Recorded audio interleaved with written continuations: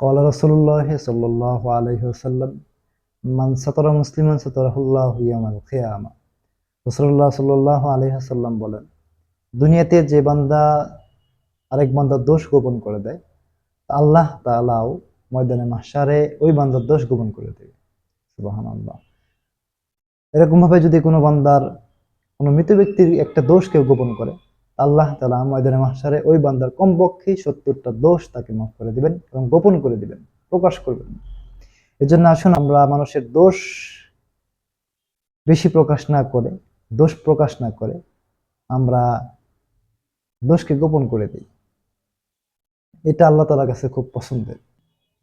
আল্লাহ তাআলা নিজেই হচ্ছেন সত্তার, তিনি নিজেই দোষ গোপন করেনওয়ালা এবং তিনি দোষ গোপন করেনওয়ালাকেও পছন্দ করেন। মানুষের মধ্যে দোষ গুণ মিলেই মানুষ। আমরা মানুষের একটা দোষ পেয়ে তাকে তুচ্ছ করা, তাচ্ছিল্য করা, অপমান করা, এটা বাদ দিয়ে আমরা তাকে কাছে টেনে নিব এবং তার দোষকে গোপন করে দেব। এতে আল্লাহ তাআলা আমাদের দোষকে হাসরের দিন গোপন করে দেবেন ইনশাআল্লাহ।